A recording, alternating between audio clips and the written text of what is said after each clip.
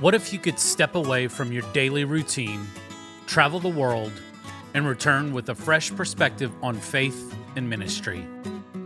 That's exactly what my guest today did. After taking a sabbatical from a role as youth pastor, she embarked on a journey that took her across borders, both physically and spiritually. From unexpected encounters to deep personal revelations, we're diving into the lessons she learned, the challenges she faced, and how this experience is shaping her approach to ministry moving forward. Here on the Pastor's Potluck Podcast, our goal is to encourage you and maybe in the process, entertain you. If you're ready, let's dig in. Welcome to another episode of the Pastor's Potluck. I feel like I haven't sang an intro in a while. It's been a minute. It's been a minute. And you know we like doing a little sing-song talk. The sing-song talk is the best kind of talk. It's better than TikTok, I'll tell you that. It drives people up the walls because, especially if they don't know you, like I'll do it to myself while I'm in the aisles at Kroger. Yeah, about the items you're trying to find or something that looked good but it's on the list. Oh, for sure. Oh, where are you, macaroni? So stupid. On today's episode, we're talking about how to not make friends. No, I'm just kidding. Getting right into it. No, but you've been away for a little while. Mm-hmm. So for us here on staff at Southridge Church, you get a certain amount of time allotted once you've worked here for a certain amount of time, to take off and recharge and just literally unplug. Yeah. 6 weeks worth of whatever you want to do. Yeah. Yeah. And it's called the sabbatical. Yeah. We've talked about the sabbat. And we talked a little bit about this, and you just recently went on one the end or the middle of February. Yeah, my last Sunday, my last work day was the last Sunday in January. Yeah. So that little bit of January, and then came back just a few weeks ago. Yeah. Crazy. That's exciting. It's March. Is it crazy? Like looking back on it, you're like, wow, this is over already. Yes. And I also, this is when people have asked, like, oh, did it fly by? Like, yeah, it did. But it also, like, I like what God has me doing. Yeah. Like, I like what I do, and I like the people that I do it with, and I like, what my life is like. And so it felt so not like my life. It was so like, push pause and take your time and all these things. And I was starting to get a little antsy on the tail end. The last 2 weeks were tough. It is one of those things that I understand the importance of it. I've seen the benefit of it. Yeah. Whenever Scott had his, seeing you come back and seeing what happens on the back end of it. Yeah. But I get a lot of life. Yeah. Like in energy from my quote unquote job, whatever I'm getting paid for. Yep. I feel super fulfilled by it. Yeah. I probably shouldn't announce this on the air, but I'm going to do so anyways. Yeah. So the last time that I took any time off was exactly a year ago. Yeah. It's been a minute. I was in Africa. Right. I don't want to. Yeah. I know I should. Yep. You should. I agree. But I feel fantastic. We're about to get into it, baby. Y'all better buckle up. Strap that seatbelt in. We are going for a ride. Yeah. No, and I understand the importance of it. And I do make sure that I'm taking the time and hanging out with my family in the moments in between. Yeah. I just get stir crazy sitting around. Yeah. Like that's just my personality. It's hard to do when you love what God has put in front of you. Yes. Because there's a sense of, am I abandoning something that's good for me? Yeah. And that is something that I had to kind of come to terms with myself because I think that we talked about this, if not on the pod, definitely in person. In December of 23, I was searching, doing some journaling, thinking, God, what do you want for me for 24? Like, what are some goals? What are these things? And I felt like a conviction on the way I trust him with my time. Yeah. The way I trust him with, I have issues with time. We can get into that on a therapy episode. We're not going to get into it today. But like, it was this very like, oh, Anna, you're doing all the things, but when you're not doing them, are you trusting that I'm still working? Yeah. Like, we've heard the phrase, like, we can rest because God doesn't. Or like, we can sleep because God doesn't. Not necessarily rest, but sleep. Like, I can go to sleep because I know God doesn't sleep. Yeah. And so it was really like a pressure from the Holy Spirit in my heart, a conviction saying, do you really trust that if you take a true Sabbath every week for 2024, things will still get done? Yeah. And I was very challenged by that. And I really tried to stick to that for the entire calendar year of 2024. And it was a growth opportunity. Yeah. I felt closer to God, more trusting of him than ever before, because things were still getting done. Goals were still getting met. Maybe not even the way that I planned. Like, my plan, it ended up working out better, and I worked less. And I'm going, how is this possible outside of God is at work in this? Yeah. And so he had given me that kind of like peak preview of, if you shut down all of this entirely, this quote calling in your life, like, I'm still God. None of this hinges on you. Yeah. And that was challenging, but it was also refreshing because I had already seen his faithfulness in that in a very small way. And so, the sabbatical was like the big Sabbath. I mean, that's what it is. And it was very good, very refreshing. Are you excited to be back? Oh my gosh. Yes. The week before I came back, I got on the website and was trying to like do some like sneaky research to kind of see like, oh, what is everybody up to? Because I hadn't looked at website, very minimal social, like all these things. Yeah. And I had an event coming up within the next month. And so I texted some people with like the capital letters, lowercase letters, like that voice is like, and I said like, this isn't me working, and then sent a little message like, hey, are you gonna be at this? Like, just checking. And Cheryl and Jess and Will were all people that I messaged about something, and I didn't know. I'm sitting in a hotel room in San Antonio, Texas, just minding my own business. Yeah, they were out to lunch together and sent me a picture of all three of them sitting together, and I said, I got I'm like, they'll never know that I'm working. And they're like, we caught you. Don't work anymore. And I was like, oh, okay. Yeah, that would be the hardest thing for me. Just like I don't know. Yeah, so you're back, which is fantastic. Do you have, I don't know, is there something that just like stood out the most, like from your time away? There were handfuls of things. The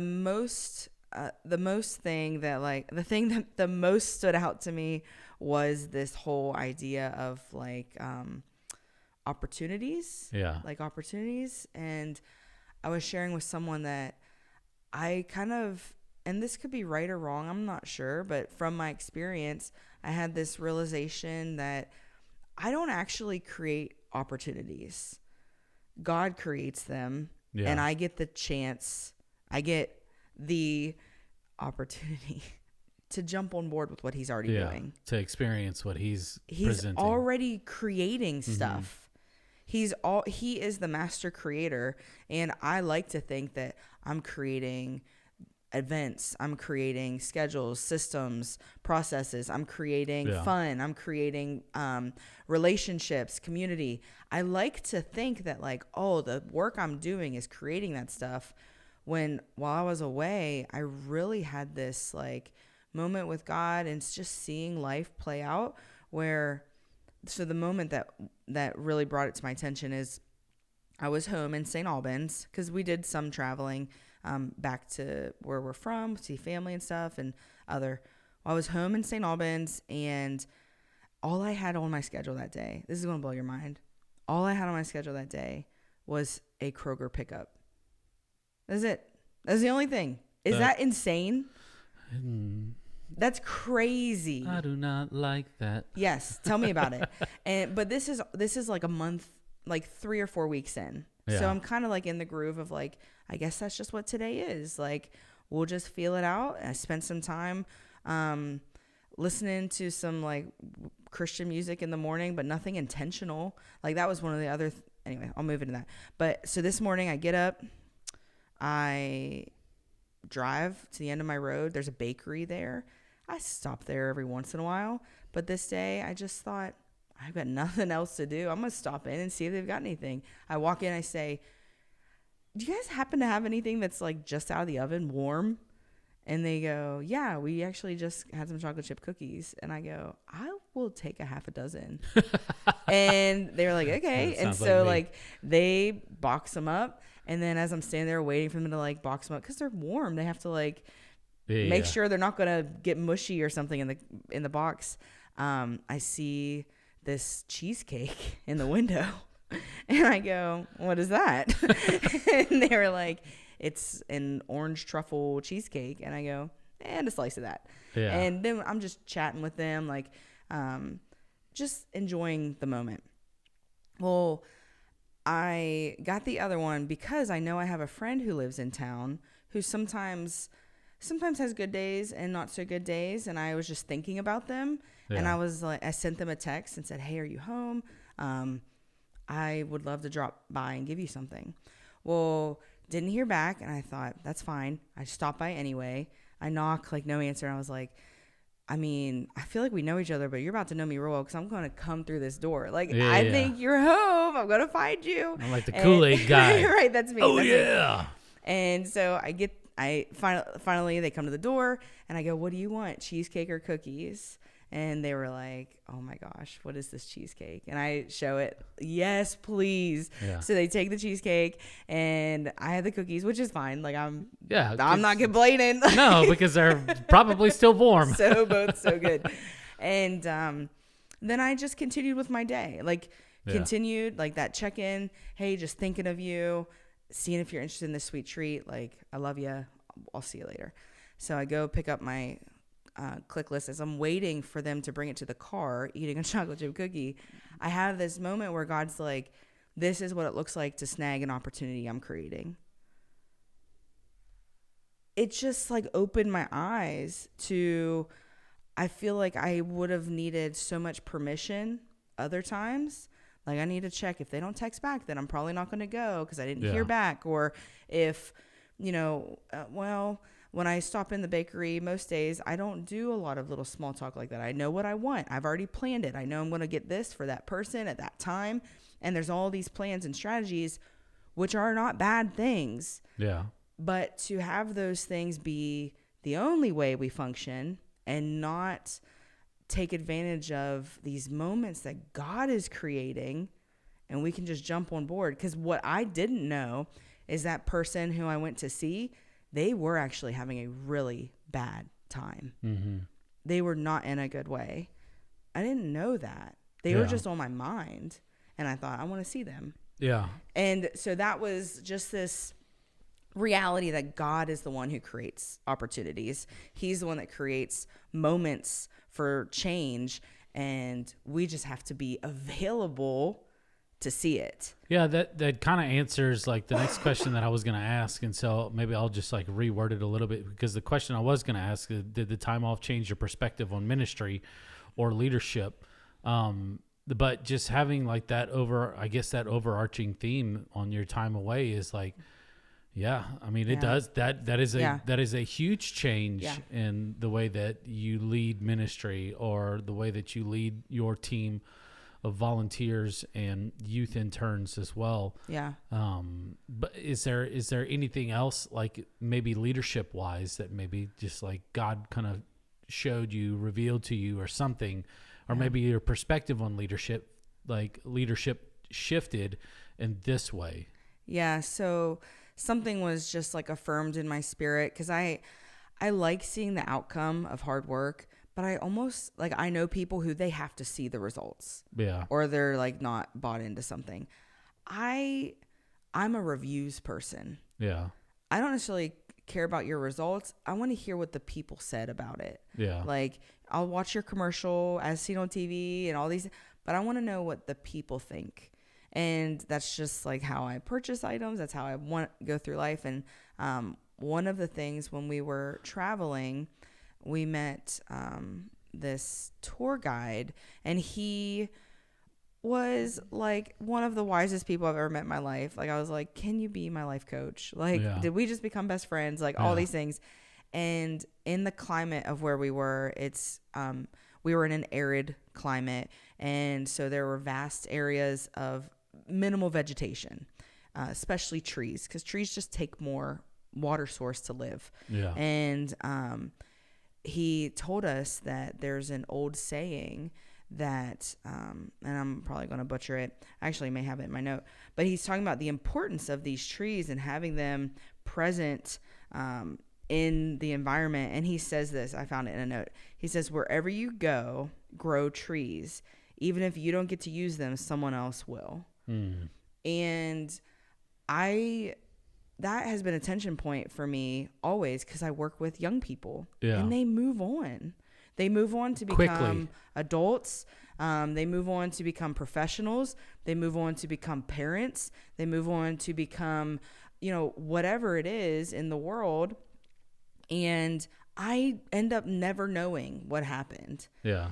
And he shared how when people move to areas that we were seeing, he said, these trees you see were all planted. They don't grow here by nature.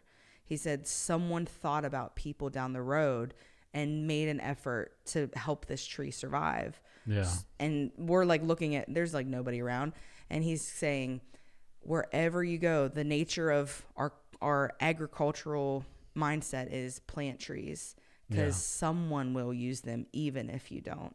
And so in leadership, I really received that in saying, it's okay if I don't always see the results, because the reviews will eventually speak for themselves. Yeah. Like, and it was encouraging, also challenging to be okay with not seeing the end result. That's sometimes really tough. I'm wondering, what are we doing this for? Like, what's the reason behind it all? But to know that down the road, there is something that will come out of it, which we know that if we know scripture and have a relationship with Christ and we understand the parables and these different things, but it's just great to be reminded. Yeah. Yeah. The short amount of time that you've got with a student is, I mean, if you look in the grand scheme of their life, 6 years is hopefully not a lot of time, right, that you would imagine. Because we always obviously want people to live and grow old and have families and stuff like that. But 6 years is, I'm about to start my 6th year, which is insane. Crazy. But it's not a lot of time, and so just it's planting seeds. I think we mentioned this in some of our natural church development conversations. Yes. That sometimes we are so focused on that, but that's not necessarily what God calls us to every single time. Yeah. We are just the seed planters, and hopefully that it does bloom into something larger and bigger. You mentioned that you were in San Antonio. You did some traveling while you not just domestically but internationally as well. I want to talk a little bit about this because you went to a very intriguing place. Yes. You went to the land of Casablanca. Yes, Morocco. Yeah. We were in Casablanca. We went to Rick's Cafe, for anyone who's familiar with the movie Casablanca. And it was fantastic. It was a wonderful experience. And to just unplug almost entirely, even unplug from your native language, was a really unique experience for Paul and I, and especially during a time where we knew we're not responsible for anything back home for the most part. Like he had some work that he had to be mindful of, but I was like, I'm here, just fully here. Yeah. Now, what made y'all decide like Morocco? Was it just like spin the globe, stop, like put the finger? I wish. Maybe someday we'll do that. That sounds so spooky. Yeah. It was, so a few years back, Paul had a job working with a coal mine and just down south from us a little bit in Madison, West Virginia. And he got to examine things about the Earth's core. That's what you do. You're down there. And he's inquisitive about stuff like that. Very inquisitive. And so in some of his just research, not for work, just for curiosity's purposes, he discovered that when they do core samples from all over the globe, that's just something that science does, I guess. The science, big science, you know. They discover that the core samples in Morocco, especially in the mountain regions, they have Atlas Mountains there, mirror very closely to the Appalachian Mountains. Really? Signifying that all of the land was probably one piece of land at one point in time. And that fits into some other biblical is what they beliefs. Call it, right? Yes. Yep. And so we were very interested in seeing the sister mountains to the mountains we grew up in. Yeah. And it was beautiful. Good it was food? Fantastic. The food was dynamic. So good. Like think thank you for following dynamic up with so good, because I think of dynamic and I think like this is that description could go either way. Yeah. Think like Mediterranean meets like Indian meets like Spanish influence. Yeah. Just lots of spices, lots of lots of veggies and meats. Yeah. But the spice profile was unreal. Yeah, the flavors that come out of like these different regions all over the world, but more specifically that are heavily influenced by a lot of like powdered spices, you know. Yeah. It's an eye-opening experience just because we're used to pepperoni rolls and Tudors. We're salt and pepper people.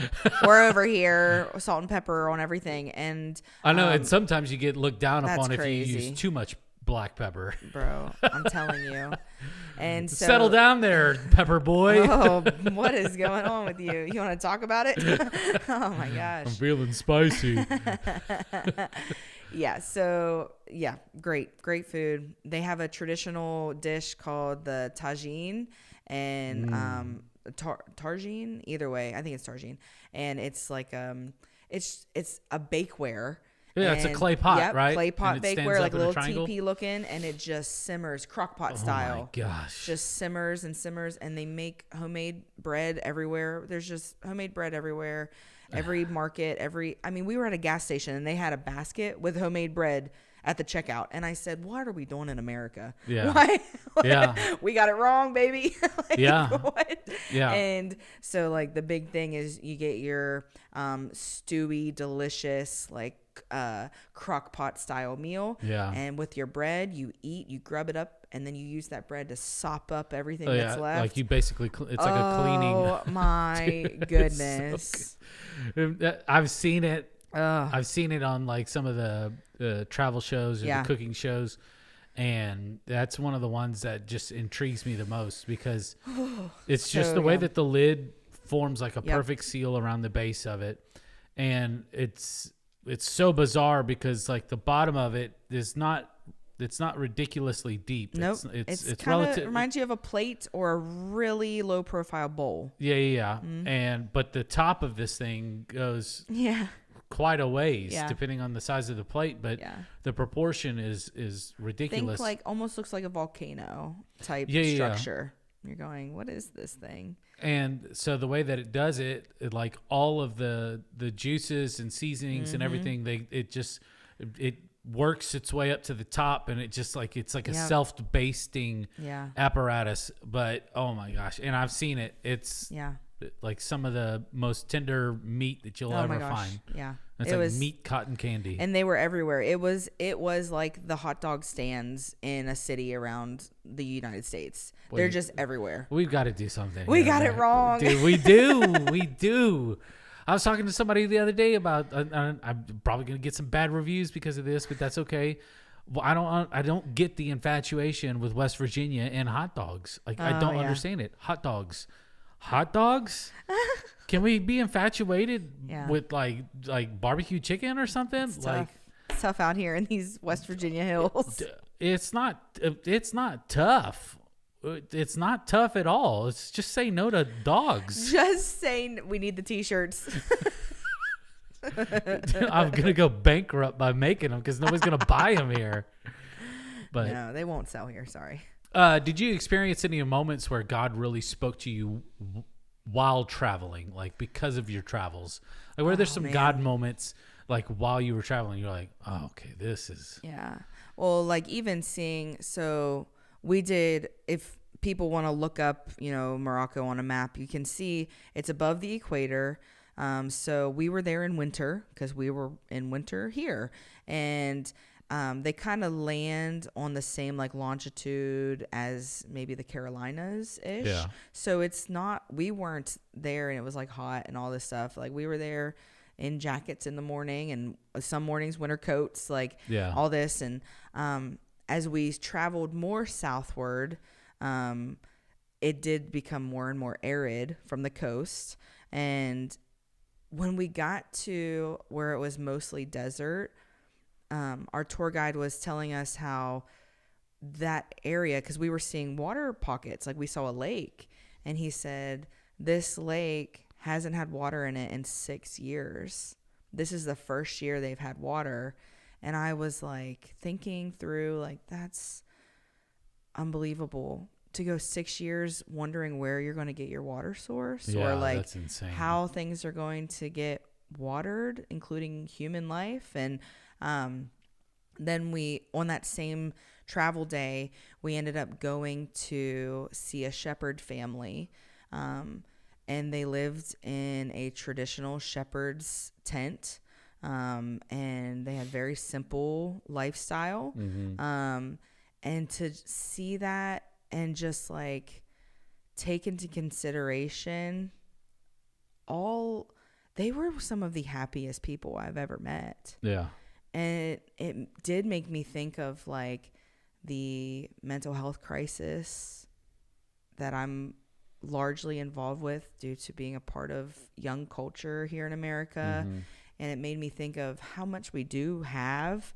I was just thinking through these things and going, man, like, are we looking for answers in the wrong places? Like when, God is right here, like ready to help us find joy in any situation, like in any circumstance. In addition to that discovery, one of the things that they say nationwide is water is life. Yeah. Because when there's no water, there's no life. Yeah. And to hear that phrase and to hear, what I know about how Jesus talks about himself being living water, and to be in these places where we saw old wells and waterway systems, and we saw dried up ones where no one lives there now because they can't exist there. And it just really, it opened my like heart's eye to this reality of like, this is what it physically looks like to say that water is life. Yeah. Like, and the life that becomes because of the presence of water, and the lack of life when there is a lack of water, and just playing out this spiritual mirroring that biblical teaching offers. I talked to God a lot during that. Like I had a lot of conversations looking at these arid places and going, God, are there places in my life that need water that look like this? Yeah. And vice versa. Areas of my life that I need to look like this. I need it to die. Like I need these things to be gone. And I'm giving them some type of supplemental false irrigation. Yeah. Like, what is going on in my life, in my heart? It was moving. It was challenging. Yeah. But it was really cool to like kind of put that into a perspective. Yeah. Yeah. It's such a good analogy. Just like, you know, while you're seeing like this physical, what's happening on the physical realm, just with the lack of water, but also like whenever you were talking about it, reminded me of whenever you mentioned that your tour guide showed you the lake, and he probably had a sense of joy, thrilled, because of the presence of that water. One of the days we were there, it was raining. It was one of the days we were more towards the desert. Yeah. It was raining that morning, and a couple people from our tour group, which most of them were like older American, retired-ish, and this is no slight to people of that category, just trying to paint the picture. Yeah. They were a little fussy about it being rainy that morning, and every single person that's like from there, the people helping us get on the bus, the different, like our guide, like all this, they were like, this is the best day. Yeah. Days when it rains, those are the best days. Yeah. And it was just an interesting perspective. Yeah. Really, really. Yeah, we cool. get so caught up in like, you know, because here people drive a little bit more crazier, it seems like, during the water seasons or the snow seasons and stuff. And just having that kind of perspective, just like, you know, there's people that are wishing, you know, and praying every single day that something like this happens. And we just get so bent out of shape because, you know, I overslept because, you know, the cool sound of the rain hitting the roof, and I just wanted to stay in bed. And there's actual people that look forward to those days of just like refresh and renewal, and, you know, from the weather. I think that's such a good perspective. And I think it crosses over into like real life, in the sense of like what you may be going through. I might hope for that problem. Yeah. Like, depending on what my wants and desires are, like someone may be going through, I work with young people, so I'm thinking one person may be going through, I don't know what school to go to, and it's a burden on me, truly a burden. Yeah. I don't know what college to go to. Another person of the same age may go, I wish I had that problem because I know I'm not going to college and I want to. Yeah. You know what I mean? Like, just like looking at things and going, there may be people who wish they had my problems. Yeah. And I'm not looking at my life through the lens of this could be different in a way that's even worse. And it's so hard for to granted. put that. It's so hard to kind of like put that, like live that out too, because we do become so like one track minded in that sense, to where like, okay, this is my problem. This is my issue. And, you know, I've got to deal with it one which way or the other. And so sometimes we allow ourselves to get bent out of shape and frustrated. And, but just, I think always just approaching things with just like taking a step back and just like, hey, like life is good. Yeah. Like it really is good. Yeah. I've learned to take on that type of perspective from my wife, because she's done such a good job of always saying the glass is half full.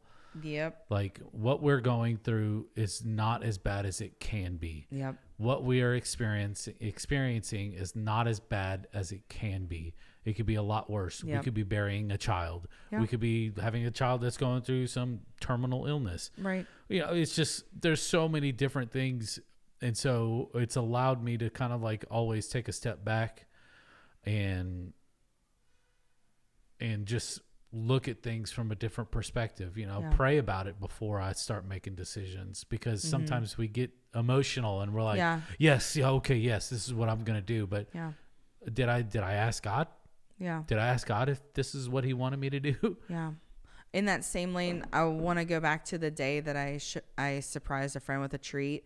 One of my goals for sabbatical was, I was like, I'm going to get in the Bible every single morning. I'm going to listen to worship music every single day. I'm going to pray. Like, I'm going to keep a prayer journal, like all these things. And that worked out for like a couple days.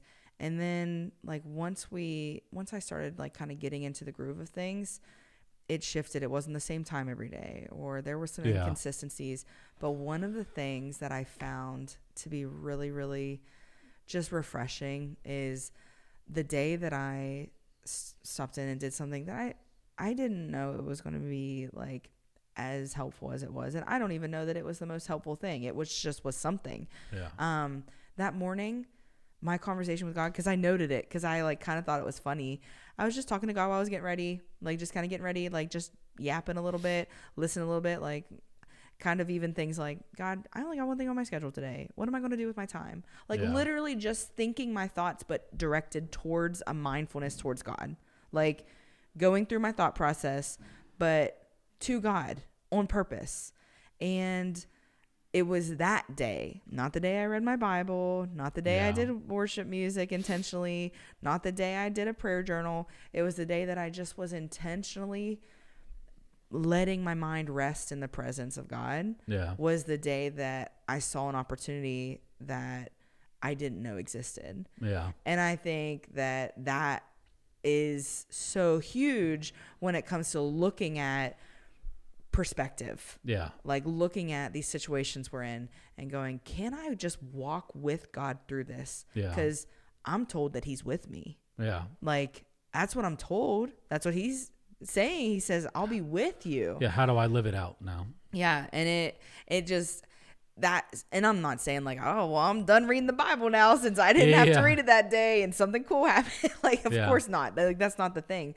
But it's just this idea that my life isn't compartmentalized to like a Bible day and a non-Bible day. Yeah. My life is a consistent movement of me becoming more like Jesus by spending time with him, by spending time with God and like looking for what he's doing in my life. Yeah. I'm kind of looking forward to it now. I'm just joking. Cool. I appreciate you taking the time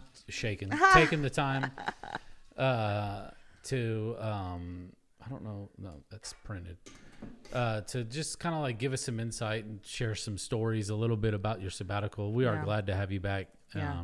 Well, and on another note, like I got to spend time with family, like the things that were really cool. Like you don't live near like where you came from. Yeah, I don't live, I mean, I live nearer than you, yes. But, I got to just like go to my sister's house, take my niece to school. I got to like hang out and just like do day-to-day stuff, not holiday stuff, not birthday stuff, not rush stuff. Like even that was just so special to be a part of that. And I'd like to look for my schedule in the future, plan for potentially more of that. Like what would that look like as we move along? Yeah. My last nugget, cause the word time came up and I kind of forgot about this. One of the quotes we heard from a tour guide, it like just rocked my socks. He said, because the culture in Morocco is very laid back. Like when they're at work, they're working. But the second work is over, they're not thinking about what they're going to do tomorrow at work. They're not thinking about like any of these things. They're now on another time clock. Yeah. And a phrase they use all the time is inshallah, which means Lord willing. And so they're going, so tomorrow at work, Lord willing. And we say this in our faith, in our Christian faith, we say, let's plan, Lord willing, this is how it goes. And they really apply that to their life. Yeah. Like they've got plans and what's coming down the road, but they also go, but if that doesn't happen, it'll be okay. Yeah. Where we go, this is the plan. And if that doesn't happen, everything's going to come crumbling down. Yeah. And what the tour guide said, he said, in the Western world, you guys have expensive watches. As I look down at my Apple Watch and he says this, he says, here we have time. I said, why you got to talk to me like that? Yeah. I don't like you. I paid you to show me stuff. Why you got to talk to me in this way? I wanted you to show me some buildings. Yeah. Teach me things. Yeah. I didn't want you to turn into Confucius. Yeah. So you're welcome. Last nugget. That was it. All right. No, it was good. Mystery meat time. What it is a whole bunch of random questions get put in a jar. We spin them around, shake them around apparently today. Yeah. And it's just like a potluck. Maybe something that you look forward to. Maybe something we don't know. Most of the time it is nonsense. And we never want to go back to it ever again. I feel like this is a question for your husband, but what is the most random fact you know? Oh, man. It's so broad. That platypuses are poisonous. That's a pretty good random fact. Is that good? Yeah. Yes. I have lots. Just give me a topic. Besides platypus. How about nature? Nature? Specifically, plants. Do you have a plant Specific fact? plants? Yes. There's a flower that takes like 5 years to bloom, and it's probably as large as this table, and it's huge, and it only blooms one time a year, and it smells like corpse. Yeah, it's called the corpse flower. Yes. And it smells like rotting flesh. Yes. And I want to smell it. I do too. When does it bloom next? Because we'll make a work trip out of it.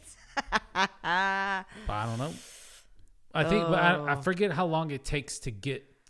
Like, I may be off on like the time. Like, it blooms. It's like a while. It's a while, and it only is blooming. You should plant one right now, so by the time your next sabbatical happens, you could take another sniff. I say, y'all smell that roadkill? I'll just walk down 119 and get that same scent. Yeah, it's fine. Yeah. Depending on the time of year. Yeah. So that's a crazy one. There's also other plants that besides Venus flytraps that are like flesh-eating plants. Oh yeah, what is that called? Carnivorous plants. Yeah, that's what I was headed towards. I couldn't think of it, and then I did. Wow, amazing. Yeah. This is riveting. I've just watched everything. I don't know what other facts I know random things that I'm ashamed of. I just got done reading a book right before I went on sabbatical, and I finished it up when I was on sabbatical about the whaling industry. The whaling industry? Yes. Yeah. I was so into it. It is still alive and well today. The book was called Leviathan. Yeah. And I was so into it. It's not even funny. And it took me forever to get through, and not all of it was pleasant, but I was intrigued. Do you want to hear a random whaling or whale fact? Yes. So sperm whales, their diet consists mainly of like squid. And so that's all they eat. Yeah. And they eat tons of it, obviously, because they are 80 tons huge themselves. Yeah. And what happens is that their body can't digest the beaks. And so they regurgitate it. And I'm so pumped. So the inside of their stomach coats it with something. Yes. And so whenever they throw it up, it's typically found floating in the water or it washes up on the beaches. Uh-huh. And it's called ambergris. Yep. And it is what is used in high-end perfumes. Fragrances. Yes. Oh, I love it. So that's how it's so good. The really high-end stuff. Yes. Like apparently the chemical in it or whatever, it like prolongs the scent. Yes. And so all these people are collecting whale vomit chunks. Yeah, well, it sells for a lot of money. It is like $20,000 a pound. A lot of money. Do you wonder? Listen, people see me at the beach. I just walk along the shore. Say, why don't you relax? I say, I'm trying to get rich. Yeah, looking for that ambergris. Yeah, and not a lot of people know that. Yeah. I mean, that's more common than some of the other stuff. Well, I didn't really know. I first learned about it from an episode of Bob's Burgers. Really? Yes, because the kids find some. I learned it the old-fashioned way, watching documentaries. You got to move into another market, friend. And then they talk a lot about it in the book that I read, which it's fine. Yeah. Cool. Awesome. Thank you. I enjoyed it. Yeah, I'm glad you're back. Me too. It was awfully quiet around here. Yeah, I heard that all kinds of people were getting stuff done.